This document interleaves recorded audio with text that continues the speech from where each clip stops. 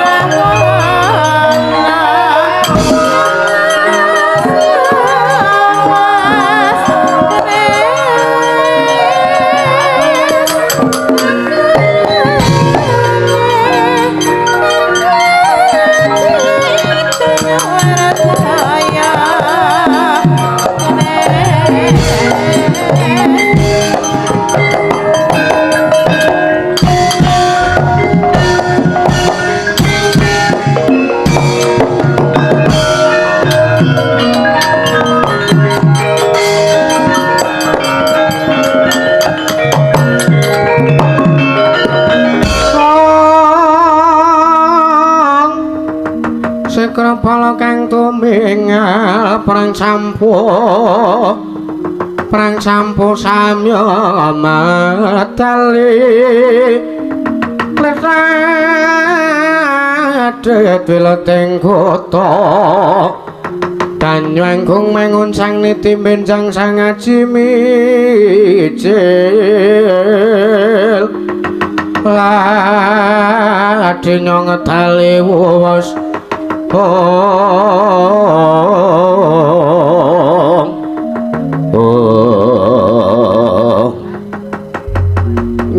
anak-anakku para sata kru kabeh. Wonten dawuh paman. Wonten dawuh man. Jengandika paman Patih Arya Sengkuni ngawe sangganing para putra sata Grawa. Kula ingkang putra ing Banjar Jungut pun Dursasana cemadhong dawuh. Wonten paring damel menapa lan enten wigatos menapa paman? Mangerti aku nampa dawuh saka Kakang Durna yen to dina iki Petruk lan Bagong uga sowan ana ing praja ing Sila Bentar. Wigatosipun sing wigati uga kepengin nglamar Dewi Asmarawati bakal diboyong menyang negara Ngamarta. Bakal didhawuhke karo Raden Sedewa. Banjur kula kedak kados pundi? Mangsa Branga kowe tak menehi Purbawasesa kowe kudu ngundurke Petruk karo Bagong. Kurawa 100 cacahe aja takon nek nganti ora iso ngundurke Petruk karo Bagong.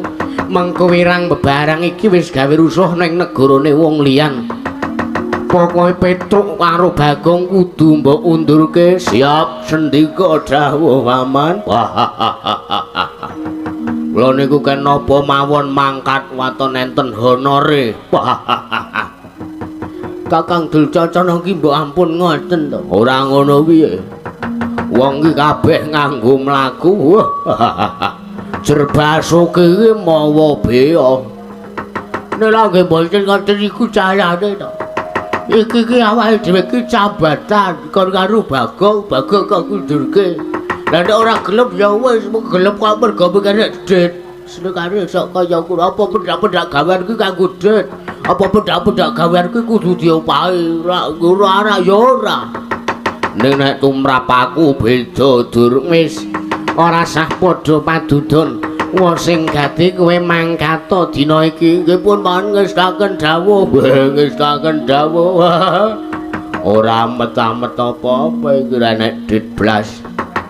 Wis mangkato dina iki Satama wonten paring dawuh, Paman. Nembang tengaraning para wadyabala, Kurawa satus dikepyake gelar baris nuwun ngestaken dawuh. Kepareng nyuwun pamit madal masilan. Sing ati-ati aja kaya bocah cilik, Satama. Wangkat sang prawara kuswa makara kumewang gagah tarik swaraning tateko mara pancriting tuwa rangka Pendhe peri munya sauran mangungkung pracina mangkat ing prang gambira tiasing prajurit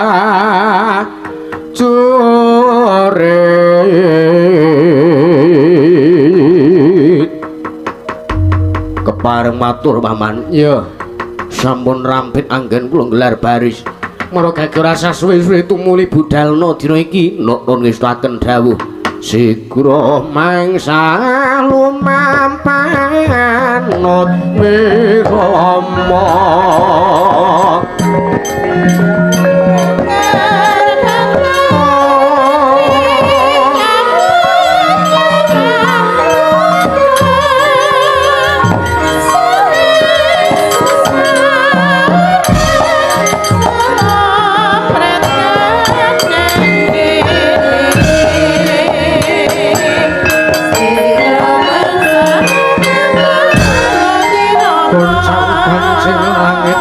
Lap katon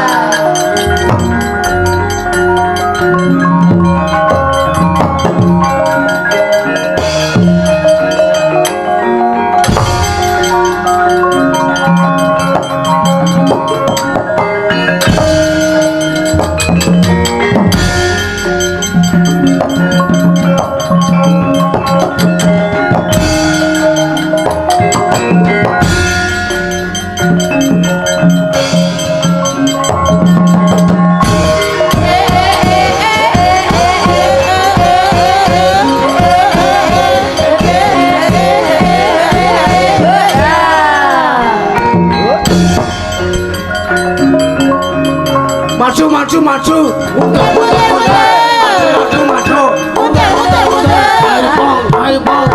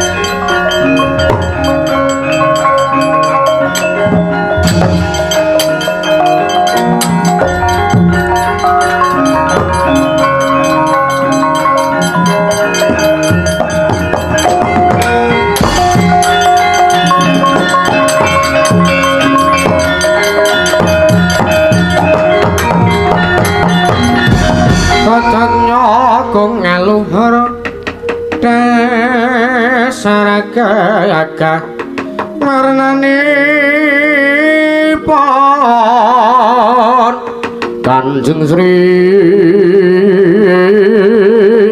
Narapati Raja kang ngabol ratu kota putanan ketong Petruk nggih Den turu Gatut Kaca niki iya ana apa mlayu-mlayu kepiye kabul kawusanamu ngomong boyong Dewi Asmarawati wes gagal sebabe gagal wigal tenantuk karya mergo pun kedhisikan Begawan Durna kedhisikan Sata Kurawa njur apa kowe wedi karo Sata Kurawa nek le wedi niku mboten ning kula niku nglungguhi posisi kula niku menggunakan 3S sadar diri, sadar rai, sadar posisi. Niku prinsip kula niku. Entek kaya wong arep ngopo wae, lah ngopo? Lambo. Niki kahanane pun kula dadekke gendro sisan. Ora tak dadekke gendro. Wah, iku sing positif to.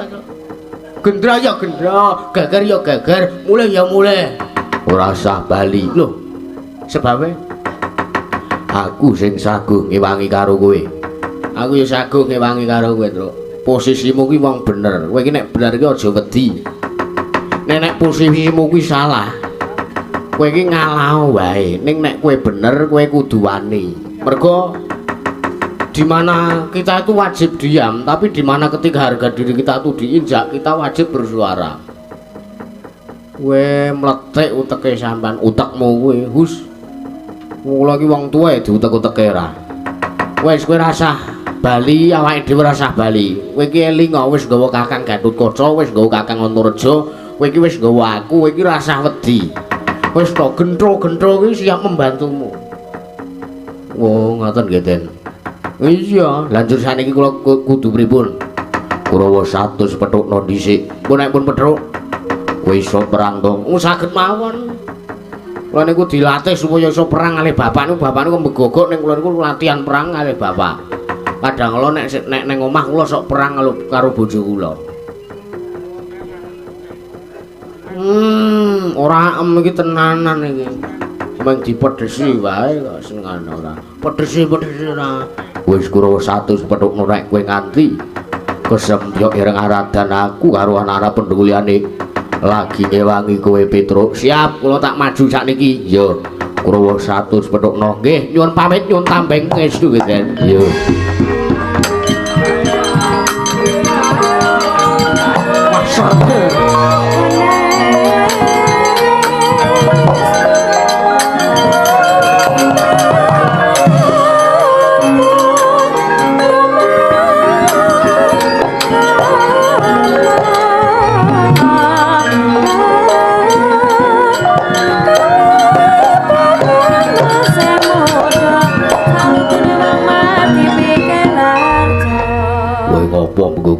ngene. Lah kula ora iso perang.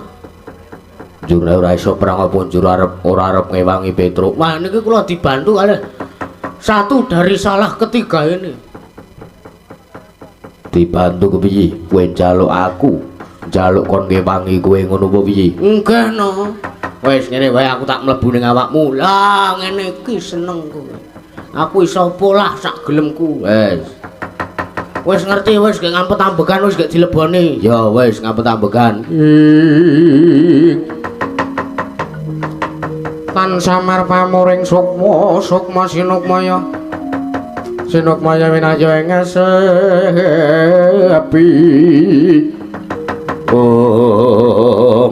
Wis gong aku wis ning awakmu. Siap aku tak maju perang. Ya. Ora usah dadak ngati-ati, ora usah dadak wedi, ora usah dadak wigih ringa-ringa. Kowe nek bener posisimu bener. Arep enek kaya ngapa mungsuh sak digdayane nek posisimu kuwi bener kowe mesti bakal menang. Siap. Pun kula tak maju. Ya, tak pengestoni. Jaluk tambahi pengestu, Den.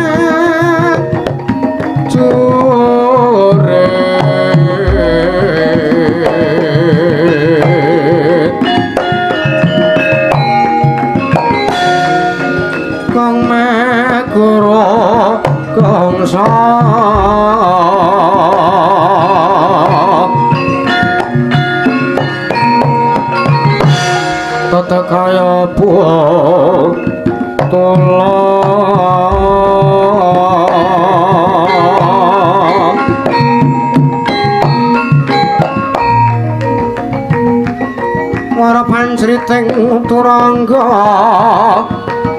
mesti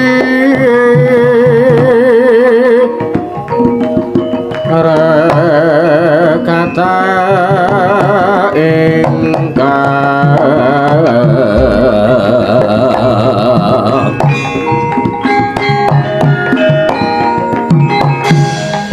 tojo layu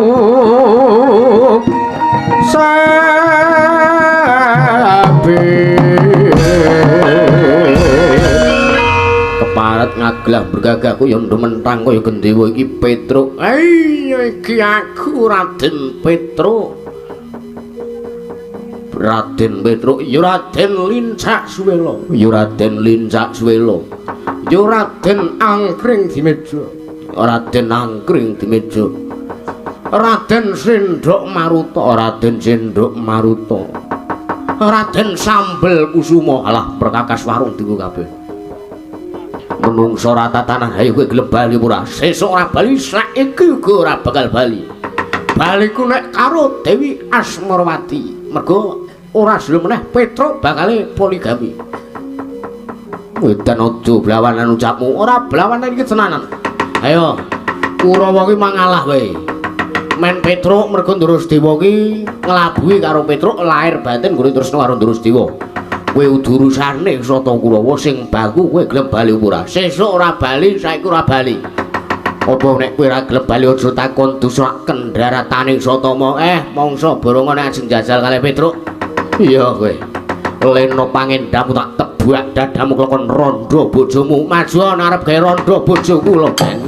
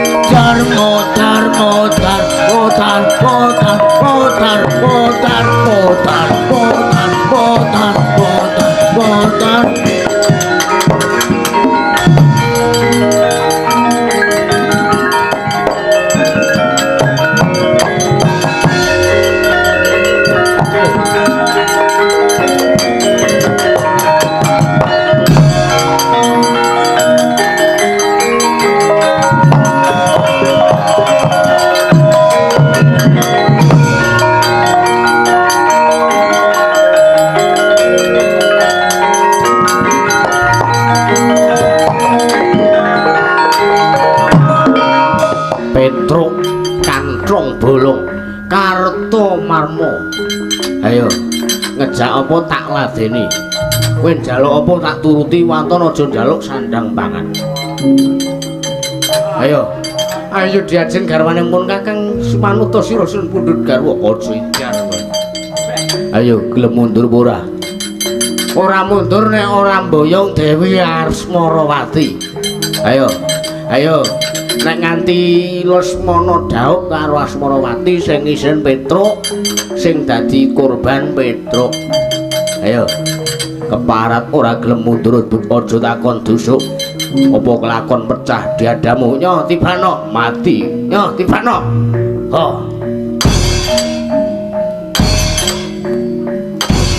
tanganmu pedhel ngono kok maju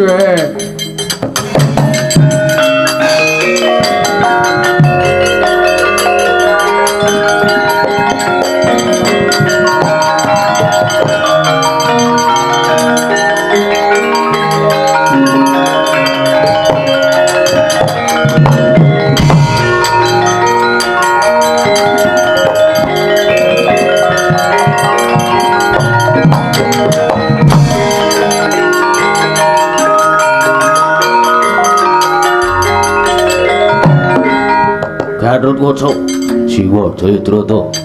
Ayo kersa kundur napa mboten? Ora bali sesuk, ora bali saiki, ora bali. Menapa mboten kersa kundur? Ora bakal bali. Baliku nek Petruk mundur ra sida mboyong Asmarawati. Monggo mang tampani tungkak kula. Wis. Maju ya. Hos. Ya Allah. Aduh.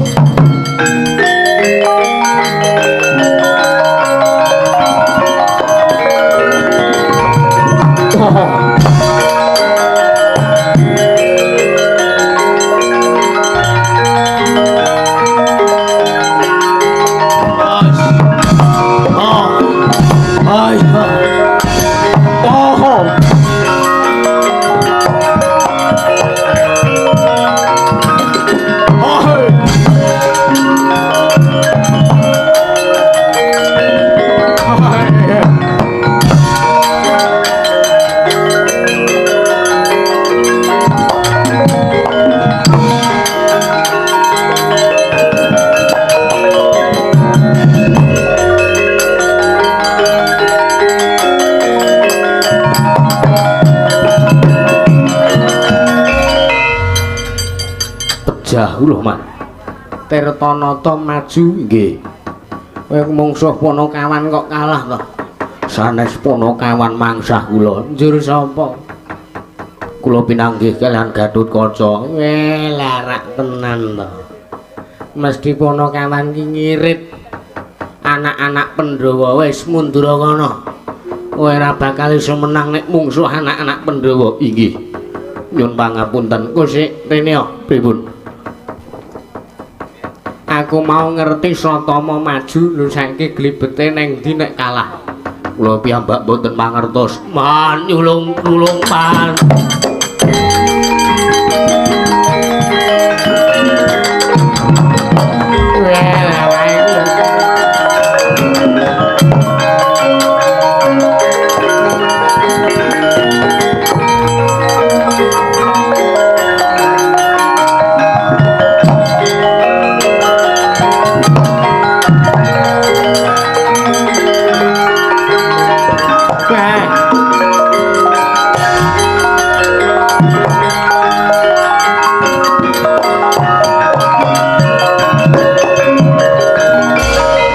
Kok kowe sae ndelep kaya ngene? Aduh, paman nyuwun tulung. Mboten nginten Bagong saged ambles bumi. Bagong saged ambles bumi. Wah, iki cilaka iki. Kudu ngati-ati, kudu ngati-ati, kudu ngati-ati. Nek ora ngati-ati engko diceblokke. Kudu ngati-ati. Kudu ngati-ati iki awas iki. Kaya iso kaya ngono lelakone to kula piyambak mboten mangertos. Sengkone How are you? Well, ada lagi ya.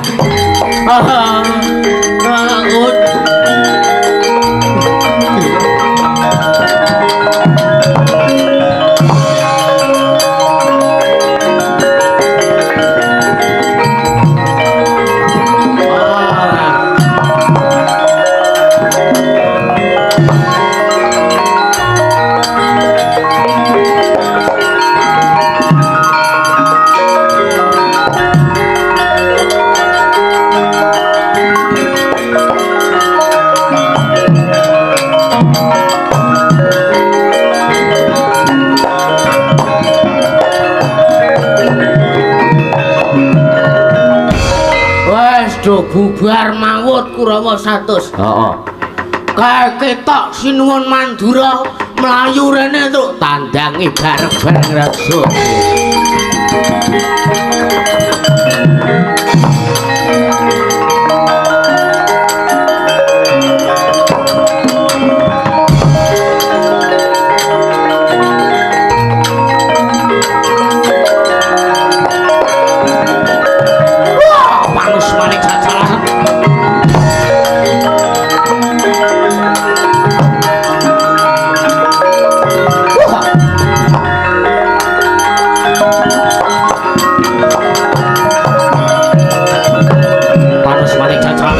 Iblis lanat strayoli binatang menungso ratatanan sondel meken mendel meres strayoli binatang laut kowe menungso ratatanan Petro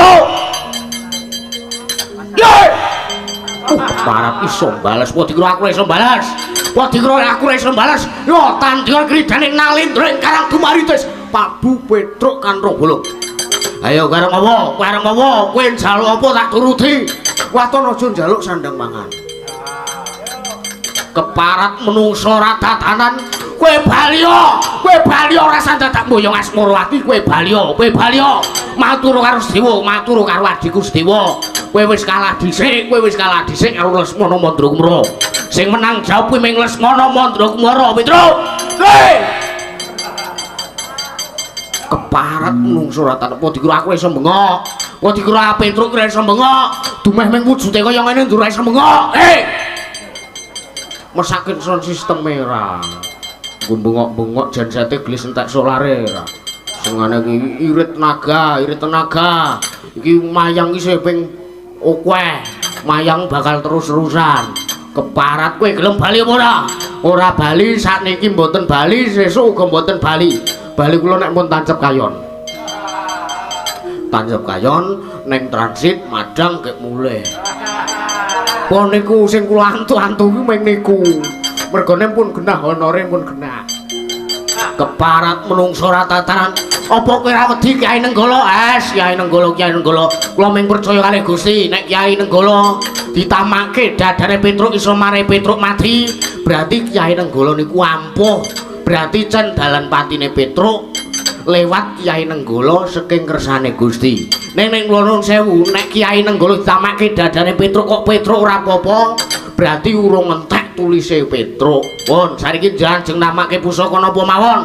Kula sumanggake waton Erawati kula bae.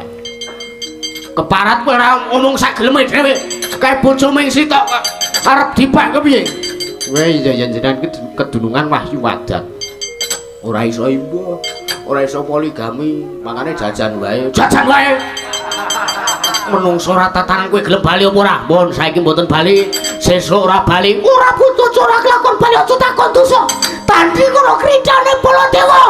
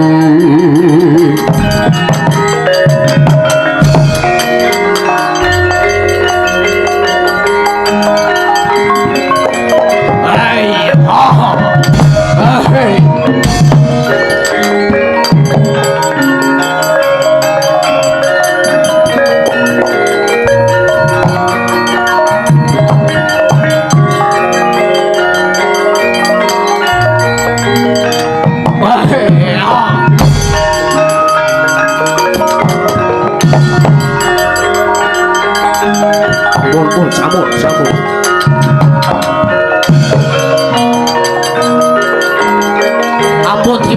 ampun dipisah lenggah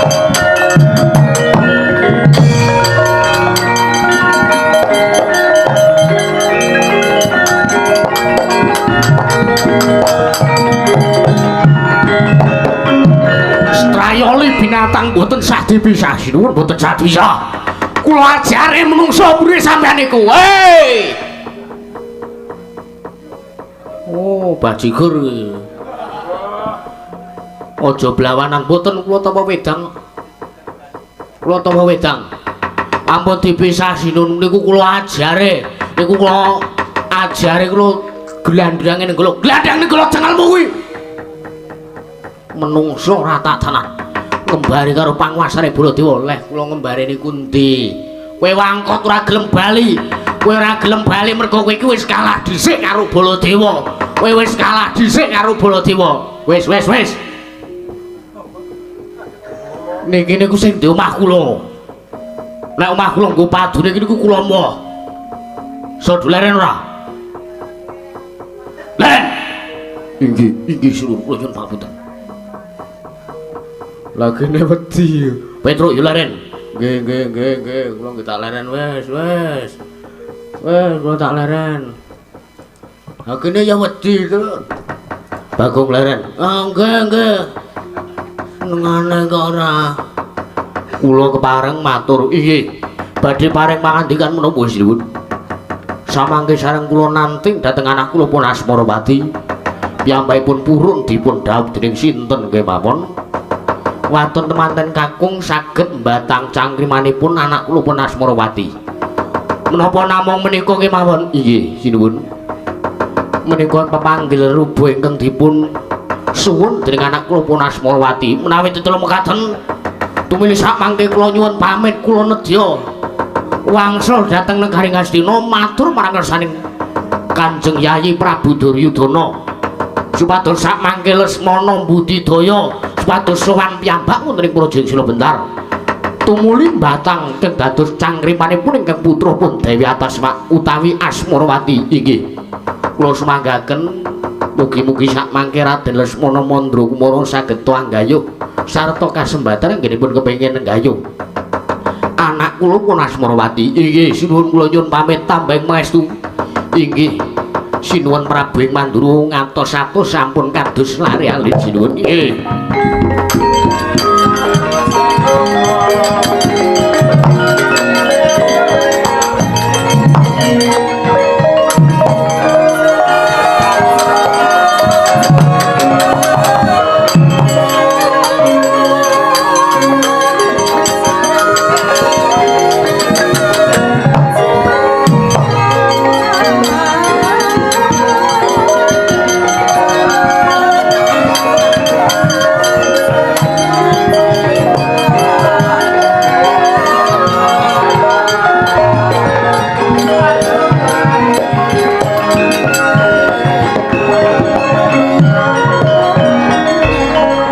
Drobek marma sing sangkati kumulung katri kumulung mangrompak ing wadya Kuruda reka kiri-kiri ronanggana magawe gelar ira wang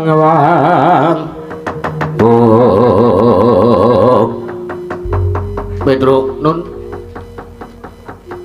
wis cetha sing dadi pipingane anakku Asmarawati nggih terus Bagong di gong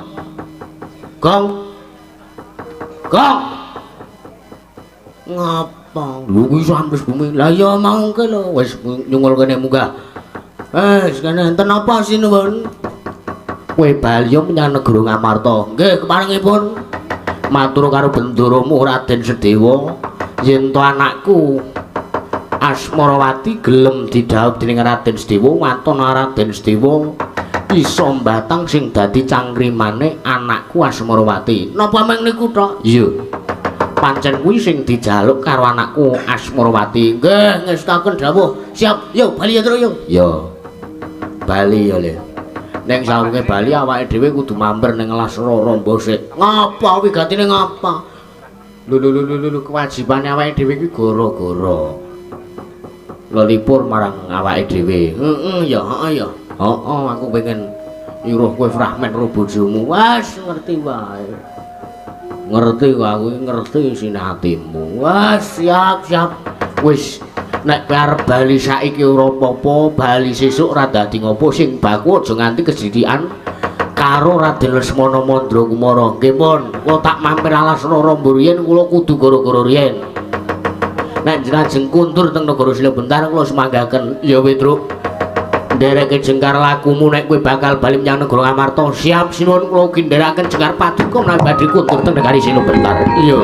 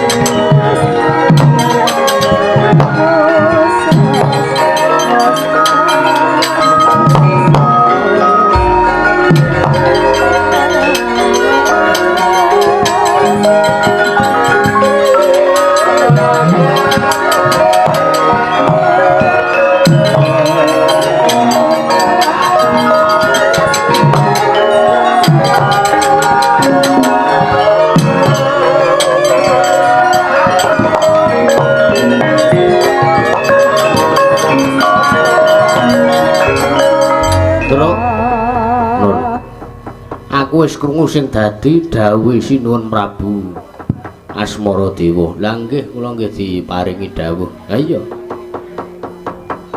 Yo nek pun ngeten, ya wis kepiye wae apa perlune to.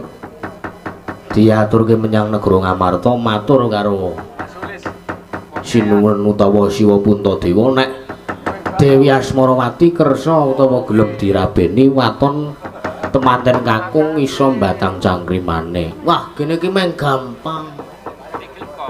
Sesuk lak njajal apa? Mbok menawa ana cewek, syaraté gelem tak rabeni kon mbatang cangkrimane. Ayo ora iso iki senengamu kaya ngono. Iki pemanggil rubo. Nek wong wedok seneng akeh sing seneng iki ya monggo. Lah nek meng rondo pojokan omahmu kae. Wah, arep meng rondo kan iki bakul sate. Kinem se. Nah. Yakin kuwi karep kowe rondo ning isih temonjo to. Kulino jajan sate aku sane. Sak bakule. Oh iya. Tumindamu kok ora prayoga kaya. Wah, yakin aku anggere ngejak ponakku kae iki wis aman. Heeh. Wis pun aku wis tak cekeli mobilku. Tak kon mubeng sik golek apa perlune. Heeh. Aku karo kinem iki ning warung. Heeh. Glenak-glenik wong loro wae. Delok-delok kiwa tengen nek sepi ya gek gas. Gas masak maksude. Heeh. Masak wong. Masuk. Kowe iki aja kaya ngono. Wah, tenan kasunyatane kaya ngono kok. Heeh. Wis ayo gek apa perlune bali nyang negara Ngamarta. Saiki diaturke wigatine karo Siwa Puntadewa. Nggih, siap. Kula tak ngetutke kuring kula keri le sowan teng Ngamarta. Lah ngopo? Lho kula niku kan kewajibane gara-gara. Niku pun jam 1 kula tak gara-gara sik. Ya wis. Sak karepmu nek kowe arep gara-gara. Nggih, siap ndherekaken jengkar paduka, Den.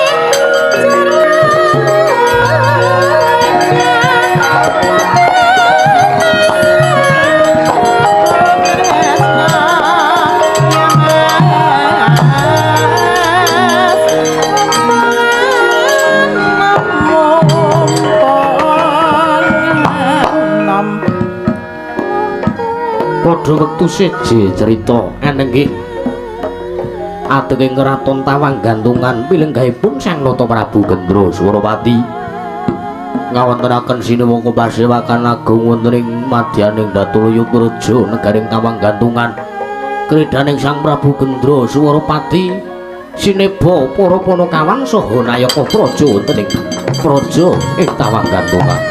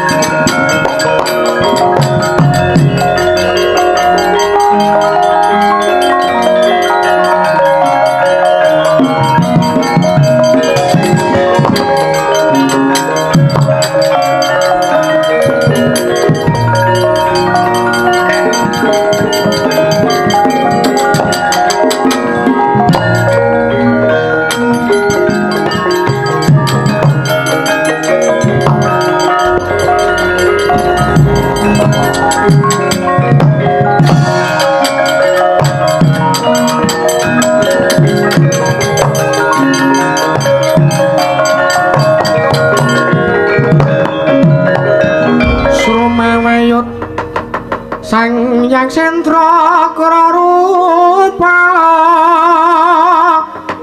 mangasas kadhiyangin pangsompal keprapal sela kaplesat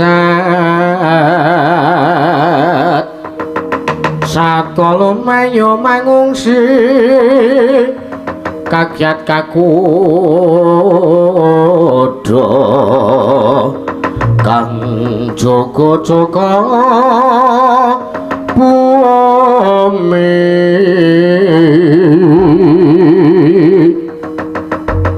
Wiladala Wiladala cahayu prasasat nganti cumengklung nanggonku ngenteni karo tekamu garwaning pun Kakang. Ayo Murugage ayo tak kandhi menyang kasur babut. Kowe ora bakal tiba ning Padasuri nanging mesti bakal tiba ning kasur babut tampanan katresnane pun Kakang Diajeng. Ayo rasa wige ringo-ringo tampanan katresnane pun Kakang Nalindra ing Tawang Gantungan. Prabu Gendra Suropati Wiladala ayo apa kowe njaluk mobil sing mereke Soluna apa kowe njaluk warung sate tak pindah ning ngarepan omahmu ayo kowe njaluk apa wae tak turuti waton aja njaluk sandang lan pangan wah ladalah ayo manuta sun pundhut garwa cahayu kurange apa Nalindra ing Tawang Gantungan Prabu Nalindra ing Tawang Gantungan Prabu Gendra Suropati iki sugih mlegedhu brewu bondo seprapat jagat iki kagungane Prabu Gendra Suropati kabeh ayo kowe njaluk apa tak turuti ayo omong Long Ratu Gustimu ya gini to. Lambe. Aku dhewe ya ora ngerti kok mau ket mau esuk ket jam 8 tekan iki wis setengah 10 lho kok. Lah iya. Ket mau mengomyang kaya ngono nyebut Asmarawati. Kuwi sapa ta Lung? Lah mbuh. Aku ora kenal. Apa kowe kenal? Ora kenal aku. Lah sapa ya Lung? Lah mbuh. Kowe aja guneman dhewe kowe aja grenang-greneng nek kowe pengen apa matur karo Prabu Gendra Swaropati. Ora sah wigih ringa-ringa. Ora sah wigih ringa-ringa kowe njaluk apa mesti tak turuti Cahayu Asmarawati. Asmarawati. Siapa ya, Kak? Lambu. Kok kek cah ponco. Apa cah gelung ya, Kak? Lambu. Ya main kidul sarian iki. Kowe iki seneng amung kae iki isih bocah ki aja dibribek. Wes ora. Kono dhisik kok. Kono dhisik ora alah aku ngerti WA-mu kok ora. Kowe iki sesuk nek aja dibaleni ya kaya ngono kuwi ora prayoga. Sok nek wis gedhe ngono ora masalah.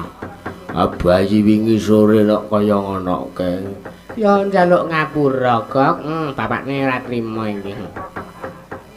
Njaluk tak pendem tenan bocah kowe iki. Senengamu Njuk ngapura ya ming kuwi kok.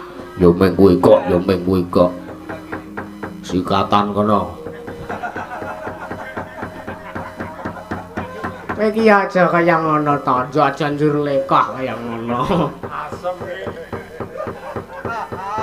Ning ya ora njur nesu lho kowe. Ora, aku ki wong iki ra nesu.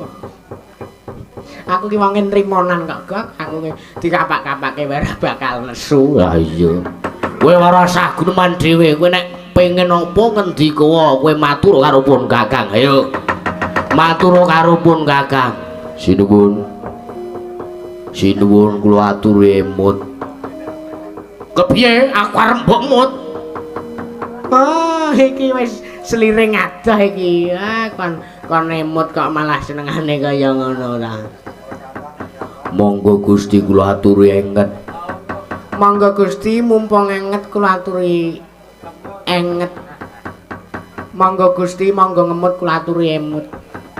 Emut yo emut. Lah iya. Emut piye apa mbok anggap aku lagi lali ngono Cahayu. Ayo.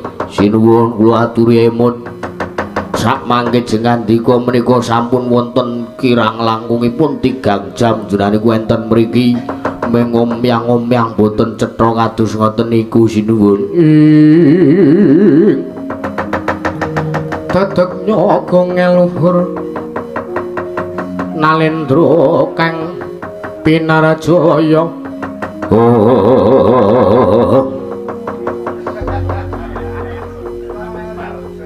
Lho. Iki mau cakepan apa? Ayo wis sak nyandrake penting tiba padha. Perkara cakepan wis ora ngono wis ora masalah. Besok gek ngelengke buka YouTube. Buka YouTube ora. Kok malih dadi toga ki kepiye? Lah niku kulane niku. Kula niku jenengan mau niku mang awe niku ket mriki niku ket jam 8 esuk tekan jam 10 niki niku. Niki pun meh jam 12 niki niku. Jenengan niku entene meh ngadeg enten ngriku kalih ngomyang-ngomyang. Mboten kula takoni mboten nyauri malah ngomyang sampean nyebut-nyebut Asmarawati. Lah niku janjane sinten? Mila sak mangke mumpung sampean mung pun dangan pun emut niku kula aturi emut niku janjane enten napa keparat.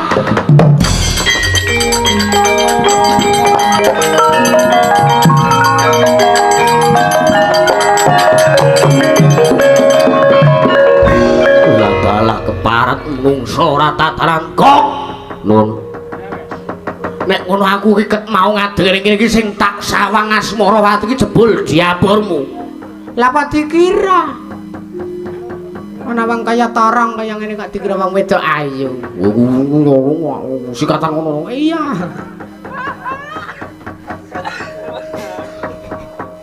Ora ngono to, Gak? Gak aku. Ora eleh kaya ngono kuwi. Aku mengelek karo kowe. Nek ngono sing tak sawang Asmarawati iki mau kowe. Lah nggih.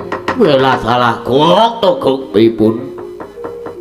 Ora lega rasane atiku yen to aku ora nyanding Asmarawati minangka prameswari sing jejere lungguhe Prabu Gendra Swaropati ana ing Pulau Gedaksana utawa tawang gantungan iki. Lanjur karepe.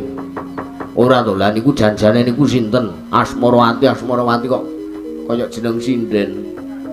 Ayo. Lekas, engko gek Saraswati. 008. Senengane kangger suluk berputih mandana saras. Wonge ra melu kuwi jane.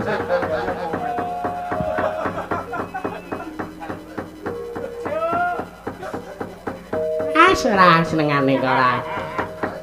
Jancuk kowe kuwi ngopo to lho. Kowe bar mulih saka Jawa Timur kok senengamu kaya ngono. Iki ora saru iki jancuk iki jeneng Teng. Mbiyen kuwi jaman perang kono iki enek Teng kuwi jeneng anu koloni. Jenenge jancuk. Anggo para rakyat-rakyat kono ki para warga kono ki nek anu ya guru kuwi jancuke teko dienggo jeneng Teng. Kuwi nyata sejarahe. Iki mulai belajar sejarah iki.